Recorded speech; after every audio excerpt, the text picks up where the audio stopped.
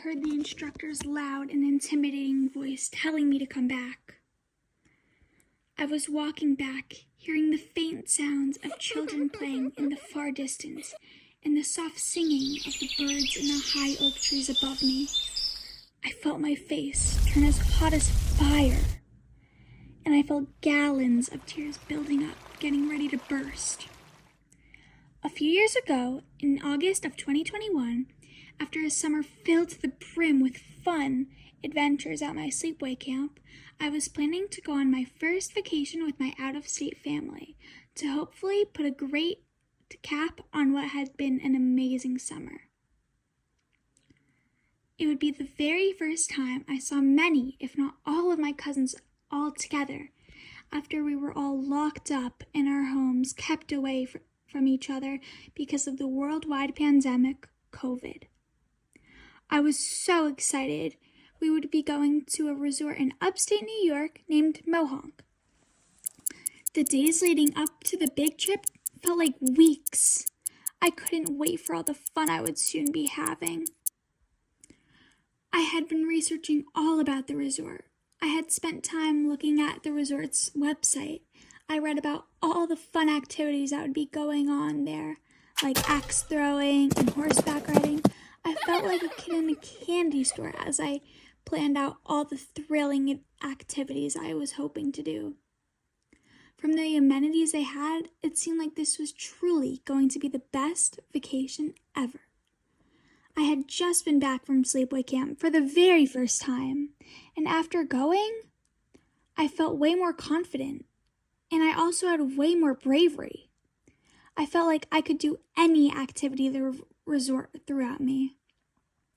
As I was on the long drive with my family heading up to the resort, I was so ready to see my first glimpse of the big castle-like resort. I was ready for all the new, fun, and exciting adventures waiting for me. The drive was only a couple hours, but my eagerness made it feel like a whole year. When I had finally arrived, I was bursting with happiness. I had a smile glued to my face. I found out that very soon my cousins would be going to archery. Of course I wanted to go. Have I ever done archery before? Well, no. But who cares? It looks so easy. I'll be great at it. Spoiler, I was wrong. Very, very wrong. When I came to archery, I sat down next to my cousin Lila on a damp wood bench. I hadn't seen her in such a long time, and we just had to catch up on everything. While that was happening, the instructions were being told.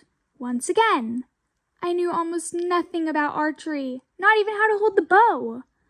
Maybe not the best time to be catching up when I would have the next 5 days to do that with her. The instructions were now over. I still didn't know how to shoot or even hold the bow correctly. Uh-oh, I thought to myself. I started to feel a little nervous and a whole lot of regret for not listening to the instructions. I decided I'd just let the people go in front of me and just look and see what they're doing. 9-year-olds were doing great. They were getting their long, sharp arrows into the big, bright bullseye left and right. Since I'm older, that must mean I'll do even better, I thought. Then it was my turn. I saw many people go in front of me. I thought I'd do just fine, but I still felt a little bit anxious. I walked up, picked up the heavy, long, painted bow, and started to try and remember the correct way to stand and to hold the bow that I had ignored while I was chatting. Then I saw the instructor walking towards me. She said, "Your feet are in the wrong position." The volume of her voice was excessive. She was talking like she was a public speaker. Why would she need the whole class to hear that I was in the wrong position? Was she trying to embarrass me, I thought? I switched the way my feet were positioned and waited for her to walk away.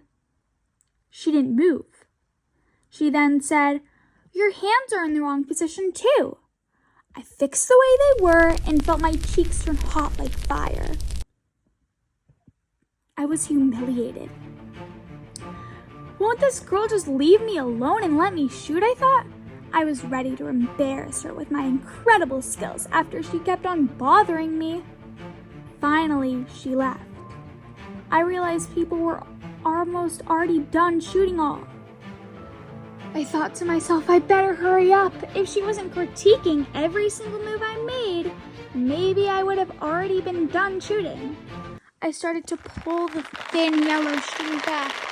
It was so heavy, and it was so painful on my fingers. It felt like it was going to make my fingers bleed. I couldn't pull any further, and my arms felt sore. They felt like I had just finished a lot of push-ups.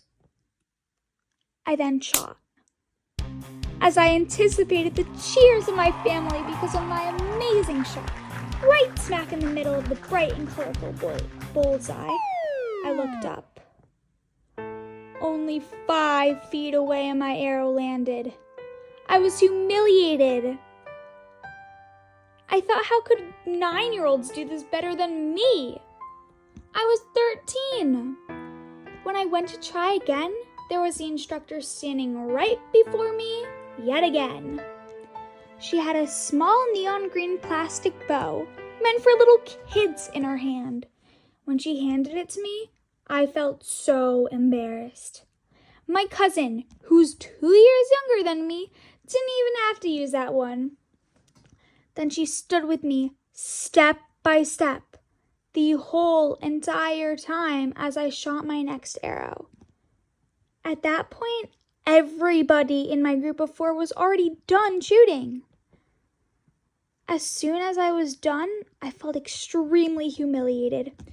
I went to grab my arrows, but then I heard her say, "But wait, you still have one more arrow."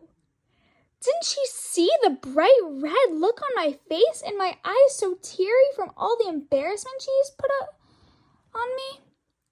Couldn't she tell that I wanted to leave this place as soon as I got the chance to? I told her, "No, that's okay. The next person can go." And then she said, "No, you should finish." I started walking back to my bow, feeling my face turn stained pink and tears slowly running down my face. They felt as hot as the blazing hot summer sun shining on me. I shot the arrow as fast as I possibly could, and then I quickly walked to sit back down. I was looking down at the dry brown leaves on the ground, hearing them crunch as I walked over them. I made sure not to make eye contact with anybody, since I knew that would set off all of the tears I was struggling to hold back. I was determined I would never do archery again. After the humiliation the instructor put me through, how could I do it again? The next year, something in me clicked. I decided to try archery again. I was a year older, and I was more athletic. I paid close attention to the instructor's instructions. Then it was my turn. I felt the familiar dry leaves under me crunching as I walked closer to my bow and arrow. I picked up the bow. I felt the smooth wood and put in my arrow. I made sure to put my feet and hands in the right position. I had been dreading this moment, but there was no turning back now. I pulled back the thin and heavy string of memories from last year. And then I let go. I looked up. I didn't have very high expectations on how far my arrow went. But the arrow had gone so far, even into the board. I did it. Just looking up at the arrow stuck in the large foam board changed my entire opinion over archery. After thinking I hated archery, 5 seconds made me realize I was wrong over the sport. I decided that I love archery, and it became one of my favorite summer activities. I wonder how that had happened. Soon after, though, I realized humans typically only enjoy doing things that they're good at and that they succeed in. I later realized the same thing happened for my opinion on math. For many years, math was my very worst subject, and I hated it. But then, in 8th grade, when I began doing much better in math, I decided I now love math, and that it's my favorite subject even.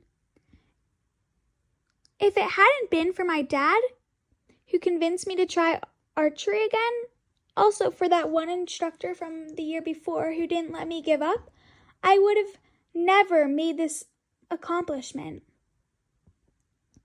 I never would have realized that I really love archery. Although while the instructor was critiquing my form 2 years ago, it felt like she was just trying to embarrass and humiliate me, I now understand that she was only trying to help me, and I am very, very grateful to her for doing that.